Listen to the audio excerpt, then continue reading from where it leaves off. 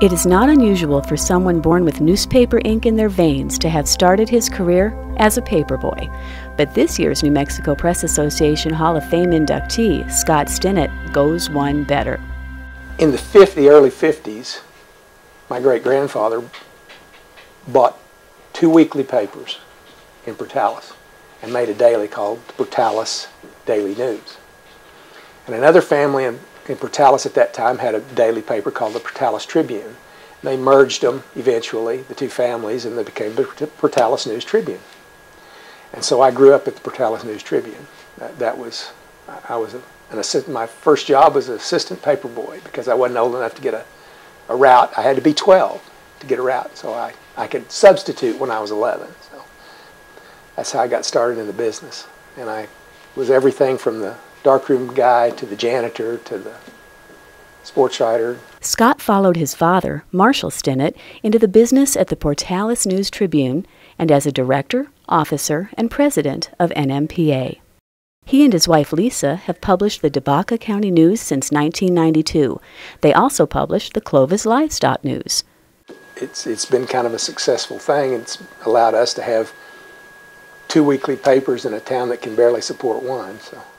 And he gets help from interesting places.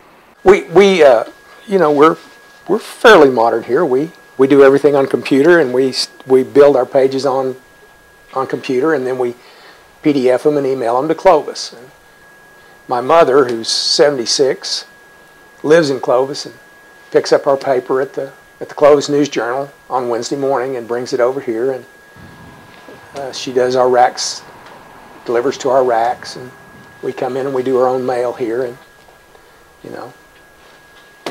that's kind of how we do it. What Scott does can be summed up well in his answer to why there are no bylines on the front page of the paper. I mean, there's no point in promoting yourself, I don't think, when everybody knows you did it anyway. But Scott's contributions go well beyond being the glue that holds his community together. Scott had a special personality. He almost came out as one of Zane Grey's novels, like The Code of the West, and he has a very good personality for dealing very directly with people. Well, the thing about Scott is over the years I never knew him to turn down a request to do something for the Press Association or for the newspapers in the state of New Mexico. Well, he had unlimited amounts of energy, enormous tolerance for different points of views, and doggedness that allowed him to see it through to the point that he was able to get the committee to come forward and adopt a comprehensive rewrite of our open records law. He has played a key role in the fight for open government.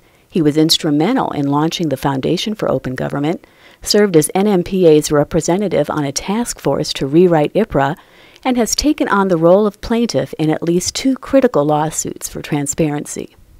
My focus was always open government because those were the problems that faced us all at that time. There were a lot more independents then and a lot more guys that were on shorter strings as far as the money was concerned. And there's no question in my mind that those problems are what led to the creation of the Foundation for Open Government. Scott was really a driving force in thinking about how would be an efficient and effective way to make public records available to the press and to the public. Look, open record advocates in New Mexico owe Scott an enormous debt of gratitude because as the chair of that task force, he led the development of this rewrite of New Mexico's open records law. And though that statute didn't get adopted in the 1991 legislative session, it set forth the framework that was adopted in 1993 and now establishes all of the procedures we enjoy to enforce the Open Records Act. He was one of the people who was very effective at just being able to sort of amble up and say, guys, this just isn't working. How can we make this better? And he could just kind of aw shucks his way right through the roundhouse. He did it in a very civil way. I don't recall anybody saying that they considered him an enemy. He was just very effective. And for many years on many issues, he was the Press Association's most effective lobbyist, even though that wasn't really his job.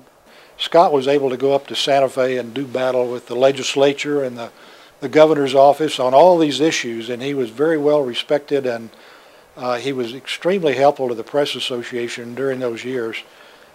He may have inherited a little bit that from his father, Marshall Stinnett, who had that same knack. And a person's word is his bond, and a handshake is more important than a contract. And Scott had all those kind of ranching elements in his personality. When he would go in and talk to the legislators and the people that were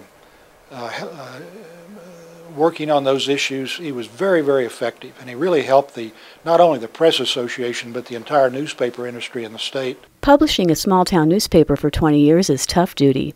It takes hard work, dedication, and persistence, qualities he came by as an athlete at Portales High School and Eastern New Mexico University, and later as a competitive roper. And how does this year's Hall of Fame inductee sum up his role as a newspaperman? This will irritate a lot of these great newspaper guys, but we're scrapbook builders, especially at this level. And if we're not scrapbook builders, then we're not serving our readers. If they're not cutting it out and putting it on the refrigerator and then transferring it into the scrapbook, then we're not doing our job. And once you lose that, you lose your place in the community, I think. Congratulations to Scott Stinnett, the 2012 Press Association Hall of Fame inductee.